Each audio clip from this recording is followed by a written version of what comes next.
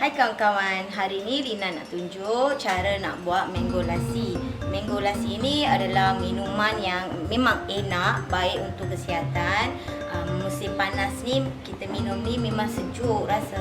So I harap kawan-kawan akan cuba buat drink sini kat rumah dan cuba minum ya. Okay, let's see the ingredients. Mango ni 3 biji, saya dah potong dadu macam ni. Mango tu kena mango yang masak. Okey. Yogurt. Yogurt ni yogurt plain yogurt dah. Sambil 2. Gula, ice cube dan ice cream soda. Itu je. Memang senang. So, sekarang jom kita buat. Mula-mula kita kena blend mango dengan yogurt.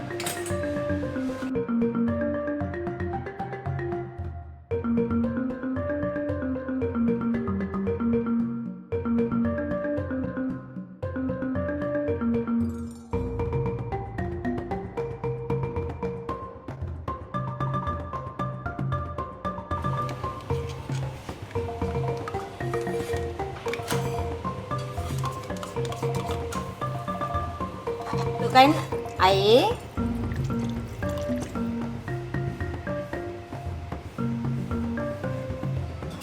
Masukkan gula. Gula saya guna gula perang.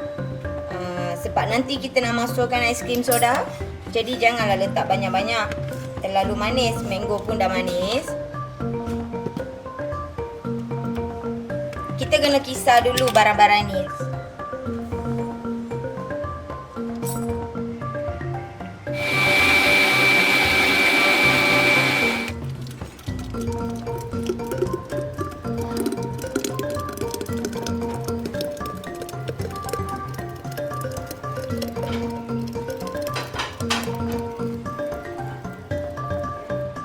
Okey ya, sekarang kita nak tuangkan ais krim soda.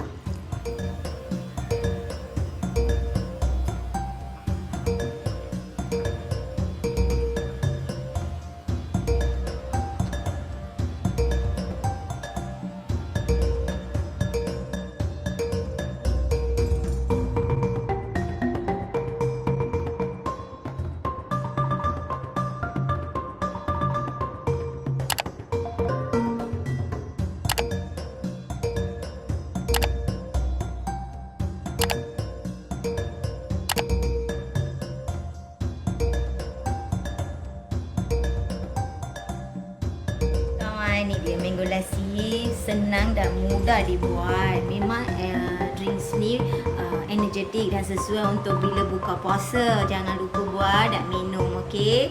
Cheers.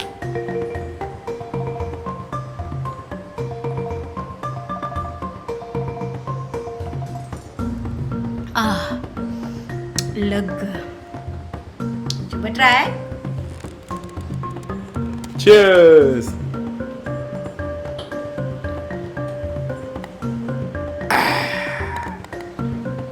Oh yeah.